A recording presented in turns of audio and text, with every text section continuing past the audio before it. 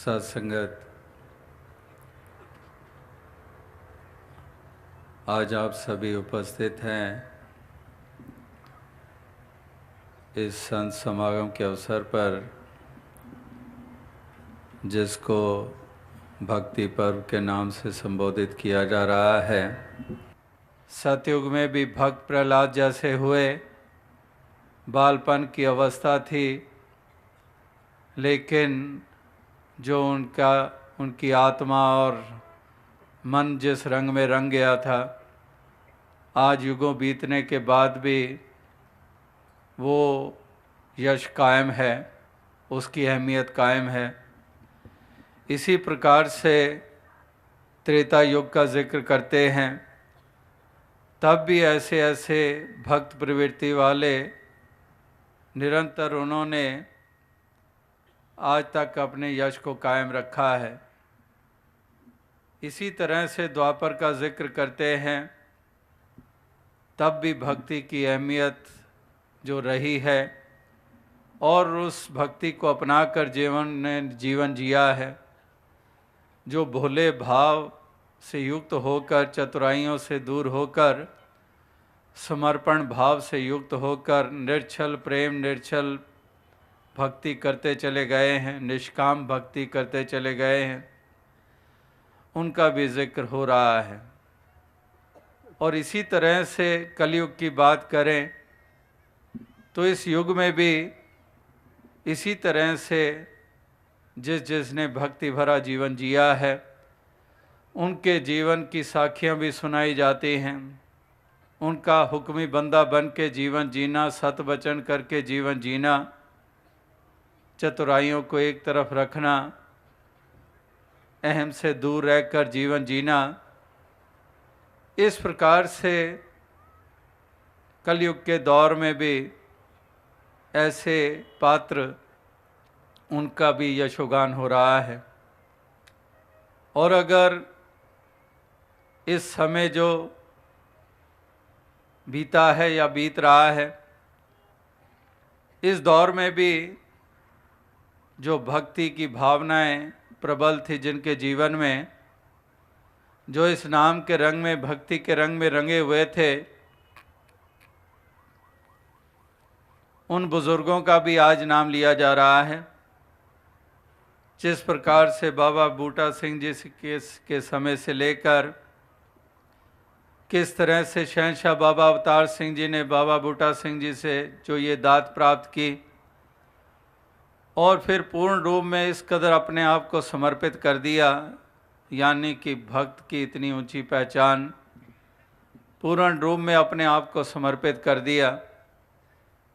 इसी तरह से शहंशाह बाबा अवतार सिंह जी के साथ भी अनेकों अनेकों महापुरुषों ने इसी भक्ति को पूर्ण रूप में अपना के अपनी तमाम जिम्मेदारियां भी निभाईं और इस कदर अपने इस सांसारिक यात्रा को तय करते हुए यश भी प्राप्त किया। इसी तरह से बाबा गुरबचन सिंह जी के जीवन में भी हम देखते हैं, अनेकों अनेकों महापुरुषों ने एक एक वचन को हुक्म माना और इस कदर अपने आप को पूर्ण समर्पित किया। और आज भी हम देख रहे हैं कि अनेकों अनेकों भक्तों, महापुरुषों के मनों के ऊपर किस कदर ये भक्ति का रंग चढ़ा हुआ है, किस कदर उनको हमेशा चाहना रहती है कि हम सत्संग करें, बार बार करें, बार बार सेवा के मौके मिलें, इस रसना से निराकार परमात्मा का यशोगान होता रहे, आंखें तृप्त होती रहें दर्शन करके, रसना से गुणगान करते रहें, कानों से यशोगान सुनते रहें, दातार का, संगत का, गुरुमुखों का। इसी प्रकार से एक प्यार, प्रीत, निम्रता वाले गुणों से युक्त होकर जो जीवन जी रहे हैं, वाकई ही वो इस कदर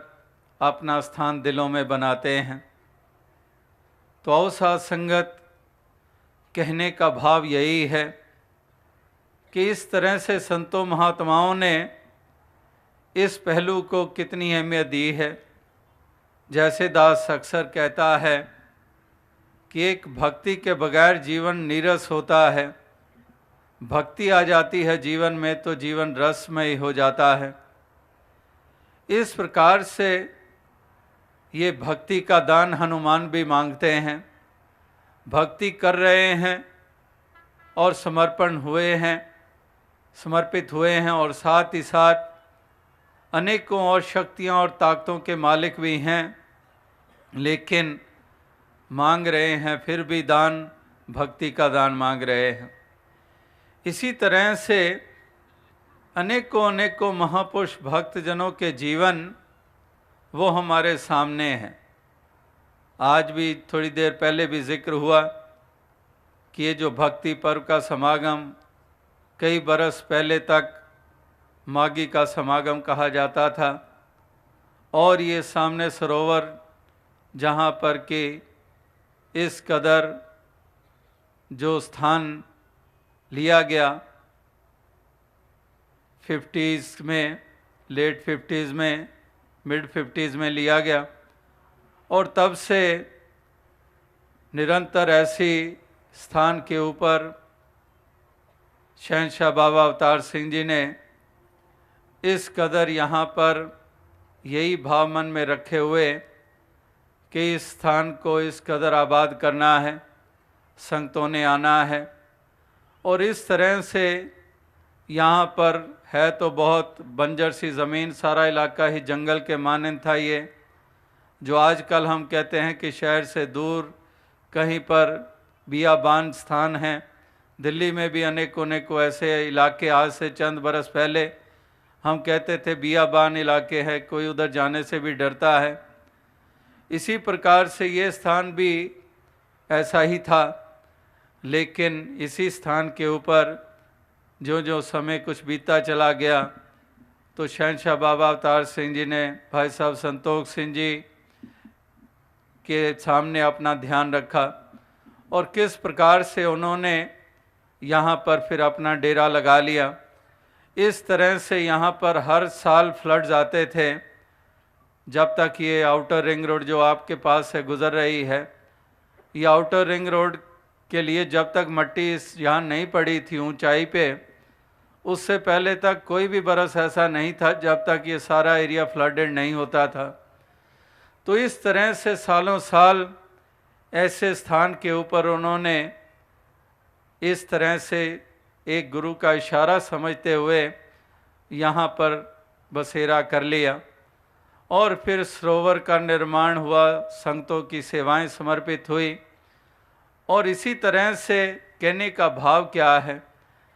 कि इस तरह से एक भक्तों की देन को ध्यान में रखते हुए किस कदर भक्तों का नाम भी गुरु ने रोशन किया, और सदैव सदैव महापुरुष संत ऐसी एक देन देने वाले अनेकों अनेकों स्थानों पे, हिंदुस्तान के इलाकों में अलग अलग स्थानों पर, और इसी तरह से अन्य स्थानों के ऊपर भी ऐसी अवस्था रखने वालों ने कितने कितने उपकार किए हैं, कितनों कितनों के लिए वो प्रेरणा का कारण बने हैं, कितनों कितनों के लिए वो उन्होंने एक मार्ग प्रदर्शक वो बने हैं। और इस तरह से उनकी देन को भी आज याद किया जा रहा है। जिन्होंने भक्ति भरा जीवन जिया उनकी याद ताज़ा की जा रही है, और साथ ही साथ प्रेरणा ली जा रही है कि हम भी इसी तरह से भक्ति भरा जीवन हम जीते चले जाएं। तो आओ साथ संगत, कहने का तात्पर्य यही है कि एक भक्ति का ताल्लुक भाव के साथ है, एक कोई दिमागों और अकल सियानपों के से कोई ताल्लुक नहीं है। ठीक है, समझ दी है और समझ का इस्तेमाल भी करना है, लेकिन एक भाव, क्योंकि दिमाग का विषय विचार है और दिल का विषय भाव है, और एक हृदय को ही प्रधानता दी गई है। भक्ति में दिमागों की नहीं, एक दिल की प्रधानता है, भाव की प्रधानता है। साधु भूखा भाव का,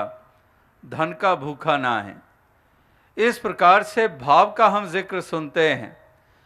कि ये हृदय की भावनाएं हैं। हृदय में वो जो एक तरंगें उठती हैं, वो सब इस सत्य के ऊपर आधारित,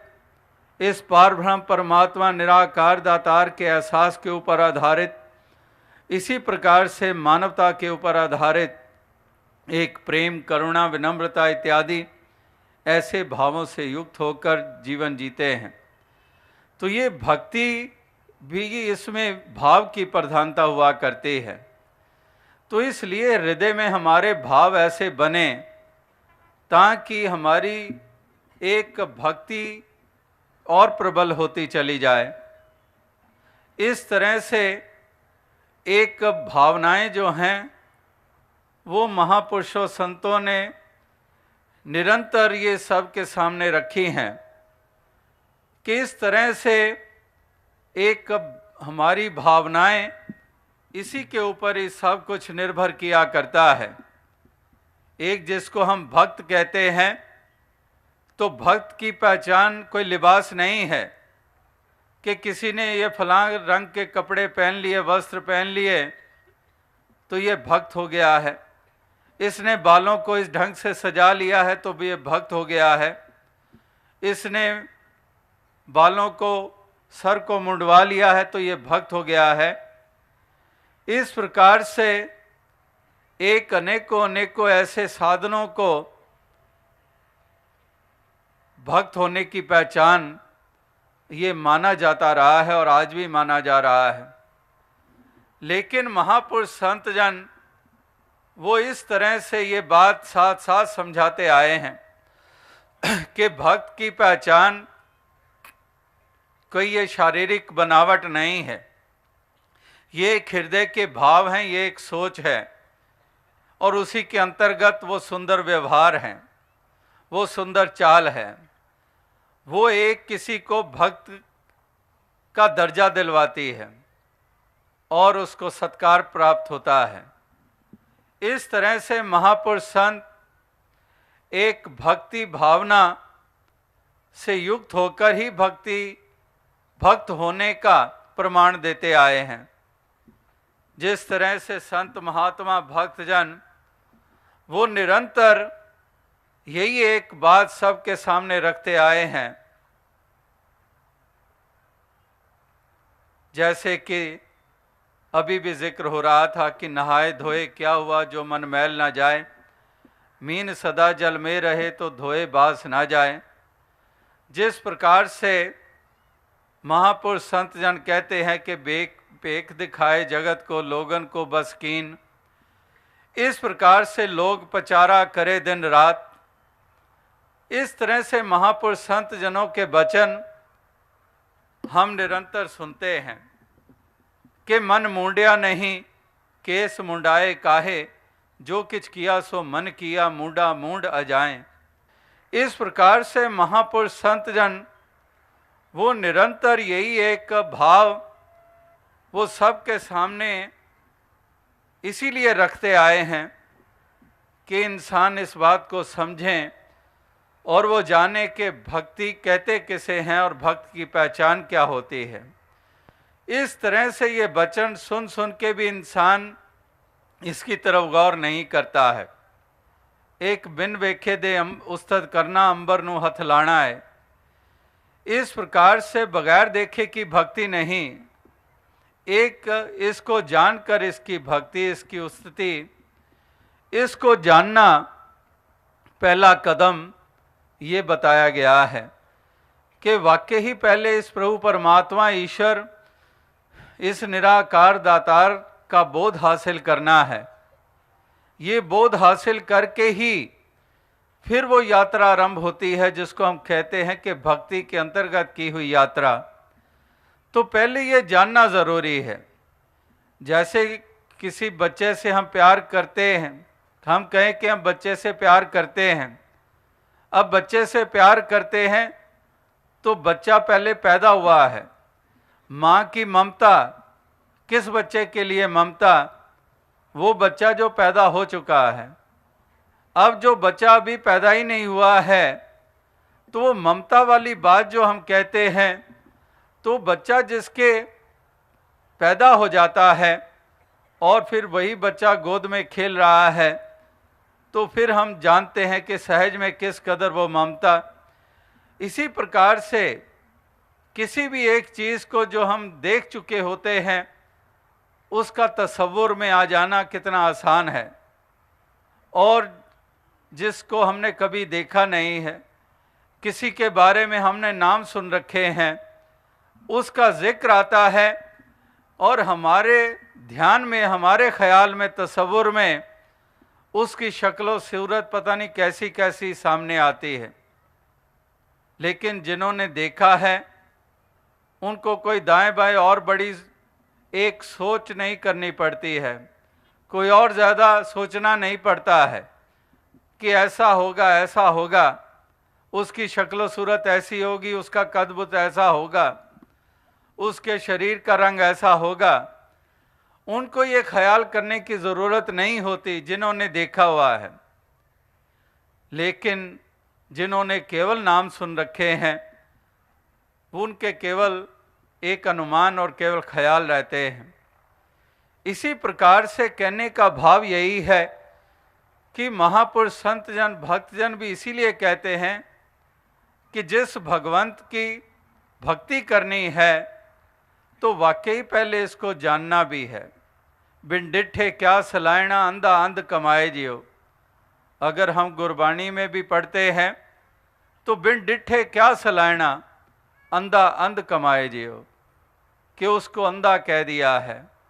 कि वही बात के बिन देखे दे उस्तद करना, अंबर नु हथ लाना है। तो इस प्रकार से पहले तो इस परम तत्व को जानना जिसकी भक्ति करनी है, जिसको सन्मुख रखना है,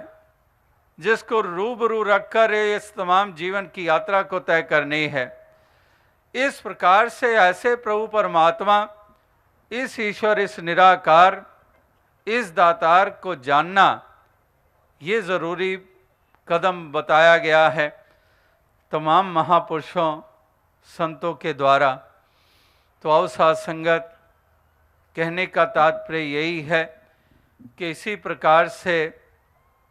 ये पहले जानने की बात हो गई, और फिर इसको उठते बैठते इसका ध्यान, इसका ख्याल करते हुए इस प्रकार से इसके एहसास के साथ इस जीवन की यात्रा को तय करते हैं भक्त कि उठत बैठत हर भजो साधु संग प्रीत, नानक दुर्मत छुट गई पार ब्रह्म बसे चीत। कि उठते बैठते इस निराकार पार ब्रह्म परमात्मा, इस ईश्वर दातार का एहसास करते हैं कि वाकई ये तो सन्मुख है, ये दूर नहीं है। जाननहार प्रभु है जेड़ा जाने सारे गैबा नो, इस तो किवें छुपा सकता है बंदा अपने ऐबा नो। तो इस प्रकार से इसको सन्मुख जानते हुए फिर उसी के अंतर्गत ये जीवन की यात्रा को तय करता है कि जाननहार प्रभु है जेड़ा जाने सारे गैबा नो, कि ये तो अंतर की जानत, ये तो सब कुछ जानता है, ये भले बुरे की पीर पहचानत, कि वाकई इस पे सब यहाँ है, इससे कुछ छिपा हुआ नहीं है। और ये जब ये एहसास है कि ये सन्मुख है तो फिर इसके एहसास इस बात का जागता रहता है, तो फिर जीवन में भी सुंदरता रहती है। तो इस प्रकार से एक ऐसे एहसास के साथ जिन्होंने जीवन जिया है, तो फिर वो भावना जिसका जिक्र हो रहा है, वो भावना जीवन में प्रवेश करती चली जाती हैं। इसका एहसास है उठते बैठते, उठत बैठत हर भजो। उठते बैठते इसका एहसास है, यानी कि मन पूरी तरह से इसके साथ जुड़ गया है, क्योंकि उठते बैठते जो भजन की बात हो रही है, उठत बैठत हर भजो, यानी कि इसके एहसास के अंतर्गत उठना बैठना चलना फिरना, जब इसके एहसास के अंतर्गत उठना बैठना चलना फिरना हो रहा है, तो यानी कि मन को यह एहसास बना हुआ है उठते बैठते, मन को एहसास है, यानी कि मन फिर इसके साथ जुड़ा हुआ है। और जब मन इसके साथ जुड़ा हुआ है तो फिर क्या कारण है कि इस मन में प्रेम का भावना पैदा हो, इस मन में विनम्रता ना आए, इस मन में अकर्ता भाव पैदा ना हो, फिर क्या कारण है कि ये मन विशालता में ना आए, संकीर्णता से बाहर ना निकले? क्योंकि जिसका एहसास की बात, जिसके साथ जुड़े होने की बात अगर बूंद सागर से जुड़ी हुई है, फिर क्या वो बूंद संकीर्ण हो सकती है? वो तो सागर हो गई, सागर के साथ जुड़ जो गई है। सागर के साथ जुड़ी है तो सागर तो सीमित है नहीं, सागर तो विशाल है। जब सागर विशाल है और बूंद जुड़ गई है सागर के साथ, अब जुड़ गई है, तो फिर वो विशालता वो फिर सहज है। तो अवसाद संगत कहने का भाव यही है कि इस प्रकार से जैसे वो महापुरुष संत जन बार बार इसीलिए कहते हैं कि उठत सुखिया बैठत सुखिया, किस लिए? क्योंकि इसी तरह से उठत बैठत हर भजो, कि उठते बैठते इस निराकार पारब्रह्म परमात्मा ईश्वर का वो एहसास करते हैं, इसके रंग में रंगे रहते हैं, और इसलिए एक इनके मन को भी विशालता प्राप्त हो जाती है, क्योंकि विशाल का एहसास कर रहे हैं। जो सर्वत्र समाई हुई परम सत्ता है, इसके रंग में रंगे हुए हैं, यानी कि नाम के रंग में रंगे हुए हैं। जिसके रंग में रंगे हुए हैं, ये निर्मल परम सत्ता कही गई है कि वाकई ये निर्मल परम सत्ता है, ये पावन है, ये निर्मल है। तो ये निर्मल और पावन के साथ जब मन का नाता जुड़ गया, तो मन को भी निर्मलता और पावनता प्राप्त हो गई। तो अवसाद संगत कहने का तात्पर्य यही है, जैसे कहते हैं कि दीन गरीबी बंदगी सबसे आदर भाव, कहे कबीर बंदा बड़ा जाका मधुर स्वभाव। के दीनता, मन की दीनता, के दीन गरीबी मन करके फकीरी, के दीन गरीबी बंदगी सबसे आदर भाव, कहे कबीर बंदा बड़ा जाका मधुर स्वभाव। कि इस प्रकार से वो मधुरता वो स्वभाव में आ जाया करती है। इस प्रकार से एक स्वभाव में अगर मधुरता आ गई, तो वाणी में भी मधुरता आ जाती है। स्वभाव में मिठास आ जाती है, तो जुबान में भी मिठास आ जाती है। इस प्रकार से दीन गरीबी बंदगी सबसे आदर भाव, कहे कबीर बंदा बड़ा जाका मधुर स्वभाव। इस प्रकार से कहने का भाव यही है, जहाँ से दास ने बात आरंभ की थी कि एक भाव, एक भावों को प्रधानता, एक मन की अवस्था ऐसी बननी, मन में मिठास, सहनशीलता, विशाल इस हृदय का होना, सब्र और सबूरी वाला होना, इसी प्रकार से इस मन का विनम्र होना, और इसी मन में प्रेम का और बढ़ना। वाकई ही जब दिमाग और हृदय की बात होती है, जब भक्ति हृदय का विषय है, भाव का विषय है, भाव हृदय का विषय है, इसी प्रकार से अगर प्रेम की बात करते हैं, प्यार की बात करते हैं, तो तब भी वो हृदय में प्यार रचा हुआ है, तो तब वास्तविकता में एक अहमियत बनती है। तभी वास्तविकता में जीवन कहलाता है, और औरों के लिए भी हम वरदान बनते हैं, क्योंकि प्यार हृदय में बसा हुआ है, तो प्यार से पेश आ रहे हैं। जब प्यार से पेश आ रहे हैं, तो दूसरे को अच्छा क्यों ना लगेगा, सुकून क्यों ना दूसरे को मिलेगा। तो इसलिए हृदय में ये प्रेम का बसना, और अगर केवल दलीलें और चतुराइयाँ और चालाकियाँ, विचार इन्हीं तक ही सीमित रहते हैं, जैसे वो भी एक कहावत मशहूर है कि किस प्रकार से कि एक प्यार का स्थापन होता है, जब जैसे एक आवर ग्लास होती है, एक आवर ग्लास जैसे रेत सी भरी होती है, बीच में से बिल्कुल नैरो होते है, ऊपर भी खुला फनल की तरह, और एक नीचे वाला भी स्थान जैसे डमरू की भी शेप होती है। इस तरह से वो आवर ग्लास कहते हैं कि ऊपर की तरफ रेत डाली जाती है, क्योंकि बीच में से इतना तंग स्थान होता है कि वो रेत सरकती तो है, उसमें से गुजरती है, लेकिन बहुत थोड़ी थोड़ी। और इस प्रकार से उससे समय को भी नापा जाता है कि इस तरह से ये ऊपर के हिस्से की रेत अगर सारी की सारी खाली हो गई है, नीचे के हिस्से में चली गई है, तो वो टाइमिंग के उस साइज़ का टाइमिंग के साथ और उसकी नैरोनेस का जहाँ से रेत गुजरती है, तो वो पूरे टाइम के साथ वो नापा होता है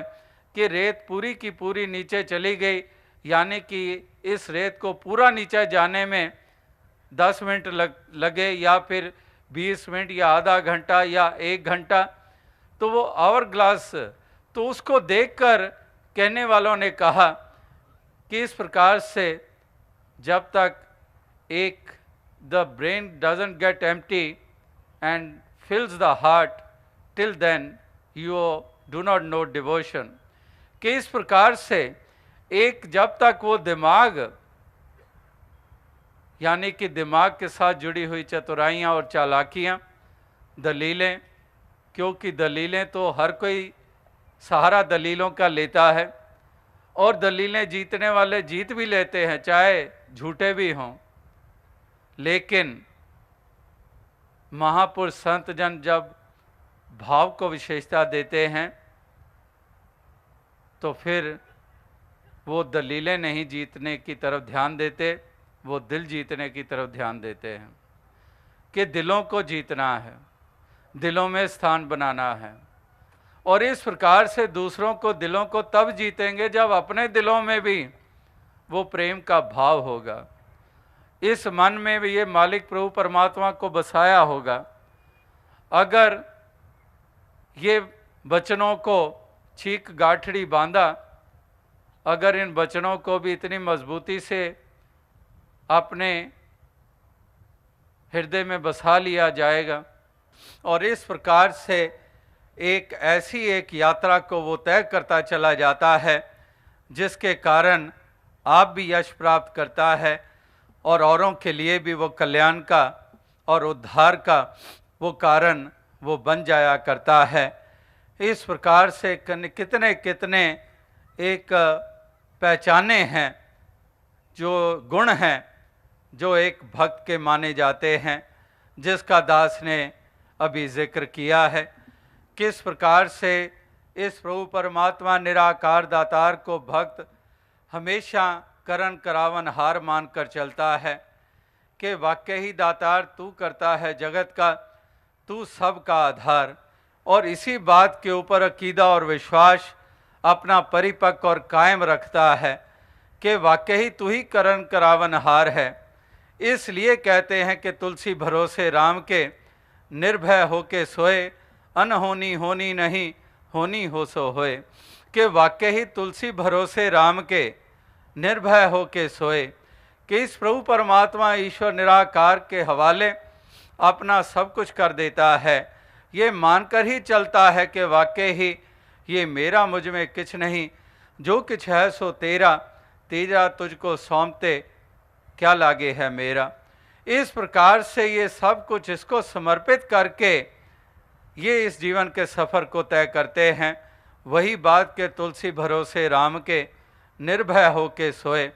कि वाकई उनके मन में वो भाव नहीं होता है। ये भय से ऊपर उठकर जिस प्रकार से भक्ति निसैनी मुक्ति की संत चढ़े उठ धाए, नीचे चिंता बागनी गिरे झपट कर खाए। किस प्रकार से वही बात चिंता की बात कर लें या भय की जिक्र कर लें, तो ये निर्भय होके सोए। और इधर कहा है कि नीचे चिंता बागनी गिरे झपट कर खाए। निसैनी कहते हैं सीढ़ी को, कि भक्ति निसैनी मुक्ति की संत चढ़े उठ ढाए, लेकिन अगर वहाँ सीढ़ी से गिर गए तो नीचे चिंता बागनी गिरे झपट कर खाए। इस प्रकार से कहने का भाव यही है कि भक्त के हृदय की ऐसी मजबूती होती है कि वाकई अकीदा और विश्वास इस परमात्मा ईश्वर निराकार में निरंतर परिपक्व रखता है। इससे कभी भी अपना मुख मोड़ता नहीं है, इससे कभी अपनी एक विश्वास डुलायमान नहीं होने देता है। हमेशा वो परिपक्वता एक विश्वास के रूप में इनके मन में वो बनी रहती है, और इसलिए वो किसी तरह से इस मन को कमज़ोर नहीं होने देते हैं, ना ही किसी के एक भ्रम में आ जाते हैं, ना किसी भुलेखे में आ जाते हैं, ना किसी वहम में आ जाते हैं। इस प्रकार से भ्रमों से निजात पा ली होती है और भ्रमों से ऊपर उठकर ये आगे बढ़ते चले जाते हैं। जैसे कहते हैं कि इस तरह से ये संसार विकार संशय में और तर्यो ब्रह्म ज्ञानी, एक भ्रम जिसको कहते हैं, संशय जिसको हम कहते हैं, शंकाएं जिनको हम कहते हैं, ये संसार विकार संशय में तर्यो ब्रह्म ज्ञानी के वाक्य ही ब्रह्म ज्ञानी का पार उतारा हुआ करता है, क्योंकि ये संशय से ऊपर उठ जाता है। आत्मा के संशय मिटे, सच को जान लिया, आत्मा का कल्याण हो गया, और मन में भी जो शंकाएं और संशय और भ्रम और भ्रांतियां हैं वो भी आने नहीं देते इस मन में, क्योंकि इस निराकार दातार को कर्ता मानकर चलते हैं, और इस प्रकार से इसको कर्ता मानकर इसी को जीवन में विशेषता और प्रधानता वो देते चले जाते हैं,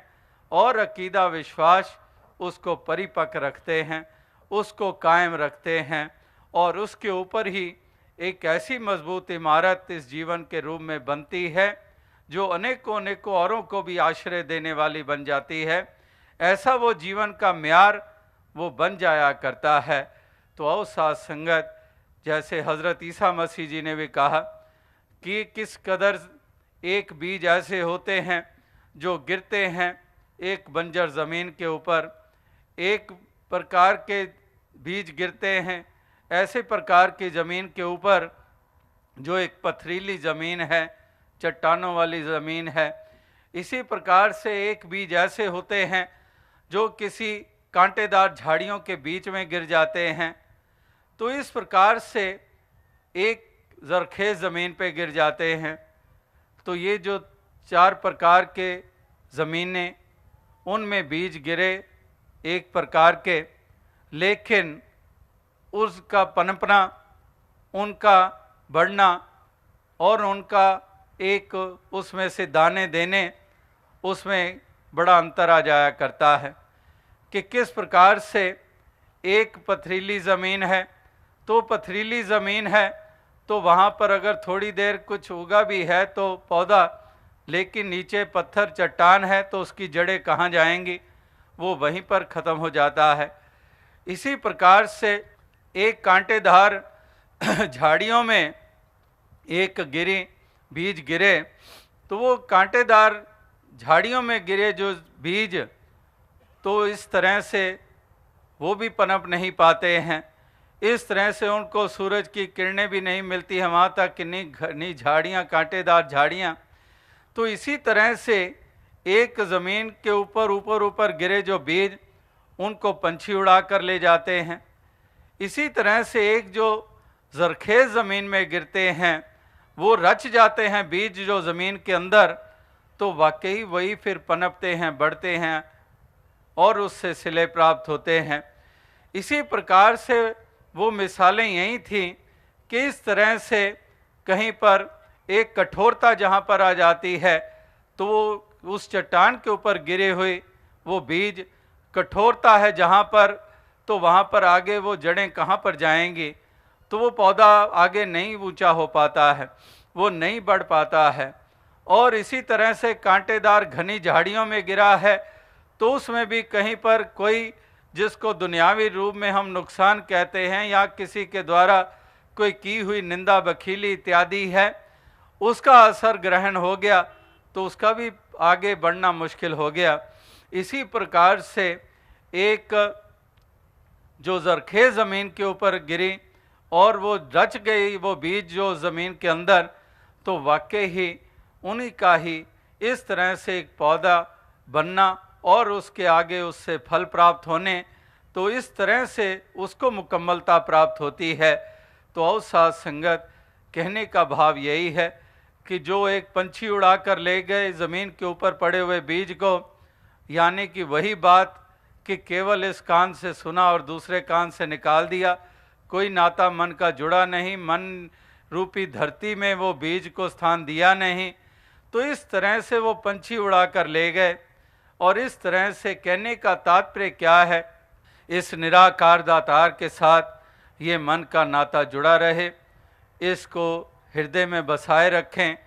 और इसी के परिणाम स्वरूप हृदय की विशालता बनी रहे, मन को निर्मलता प्राप्त हो, मन में मधुरता स्थापित हो और इसी प्रकार से एक विनम्र हो ये मन, सब्र और सबूरी वाला हो, एक विश्वासी और अकीदे वाला ये मन हो। इसी प्रकार से अकर्ता भाव इस मन में हो और इस तरह से इतने इतने गुणों के मालिक बनकर इस जीवन के सफ़र को तय करते चले जाएं सभी। इस प्रकार से भक्त हमेशा अपने इस म्यार को इस कदर ऊंचा करते हैं कि अपने आप को मिटाते चले जाते हैं, अपने आप को दासों के दास बनाते चले जाते हैं। जैसे पीछे भी दास ने जिक्र किया इन चंद रोज़ पहले भी कि किस तरह से भक्त एक निंदा बखीली में भी अपनी वाणी नहीं लगाते हैं। और इस प्रकार से एक वही बात कबीर जी वाली अवस्था बन जाए कि कुछ लेना ना देना, मगन रहना, कि वाकई अपनी भक्ति में मगन रहना, कि वाकई अपनी भक्ति करते चले जाते हैं। और अगर एक कोई इस तरह से, जैसे थोड़ी देर पहले किसी बच्चे की भी मिसाल दी गई कि इस तरह से छोटे से बच्चे कह रहे हैं, एहसास करवा रहे हैं कि निंदा बखीली नहीं करनी है। और आप तो निंदा बखीली में अपनी वाणी को लगाए हुए हो, आप भक्त हो, आप महापुरुष हो, संत हो, तो आपने अपनी वाणी को एक स्तुति के बजाय आपने निंदा में लगाया हुआ है। तो इस तरह से बच्चे भी है एक ऐसा एहसास करवा रहे हैं। तो इस तरह से बाबा गुरबचन सिंह जी भी अक्सर वो मिसाल और ये बात कहा करते थे कि अगर इस तरह से कोई निंदा बखीली करने के लिए आता है तो आप इस कदर अपना ध्यान किसी और तरफ लगा लो या फिर कोई बहाना बनाकर वहाँ से एक उठ जाओ। इस तरह से अपने मन को, उसका तो मन खराब हुआ ही है, तुम्हारे मन को भी वो खराब करेगा, तुम्हारे भी अकीदे विश्वास को डुलायमान करेगा। और इस तरह से वही बात कि अपने आप को इस कदर संभाल लो कि वही बात कि जिस तरह से वो एक ऐसी एक जो वाणी किसी की लगी हुई है इस कार्यों में, तो अपने मन को किस कदर उसके असर से एक बचाए रखना और इस कदर एक अपने आप को, एक अपने अकीदे विश्वास को कायम रखना और अपने ध्यान को कायम रखना, अपने उस विश्वास को कायम रखना और इस कदर वो महापुरुषों भक्तों का के प्रति सत्कार का भाव कायम रखना। ये भी एक पहलू जो है वो बताया जाता है, बार बार सत्संग में हम सुनते भी हैं कि इस कदर एक निंदा में लगी हुई वाणी वो वाकई ही एक उस बात को कहने वाला भी, हालांकि अनेकों अनेकों ऐसे देखे गए हैं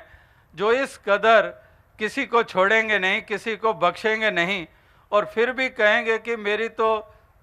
मैं तो कुछ बोलता ही नहीं हूँ, मेरी तो मुख में ज़ुबान ही नहीं है। किस कदर ऐसा भाव अपने बारे में बनाए होता है और किसी को छोड़ता भी नहीं है। इस तरह से अनेकों अनेकों की ये रुचियाँ होती हैं। पीछे भी दास ने ये बात कही, अंग्रेज़ी में एक कहावत है, one who gossips to you will gossip about you, कि कोई तुम्हारे पास आकर किसी की बात करता है तो भूल जाओ कि औरों की बात तुम्हारे पास करता है, पता नहीं कितनों के पास तुम्हारी बात जाके करता है। So one who gossips to you will gossip about you. तो इस प्रकार से महापुरुष भक्तजन सजग रहते हैं, भक्तजन सुचेत रहते हैं और इस प्रकार से वही बात कि अब मेरा कुछ लेना देना नहीं है इन बातों में, मुझे अपनी भक्ति करने दो, मेरे मन में खटास पैदा ना करो, वो हो और होंगे जो सुनते होंगे, वो तो चले गए, जैसे वो भी ध्यान में आ गई बात, उन्हीं दिनों की बात है। इसी तरह से एक स्थान पर रुके तो वो वही इलाका था, कुछ एक झांसी का इलाका मध्य प्रदेश में पड़ता है। वहाँ पेट्रोल पंप पे रुके तो वहाँ पर भी इसी तरह से, जैसे पहले किसी ने बात कही तो एक और आ गया, वो ये कहने लग पड़ा कि एक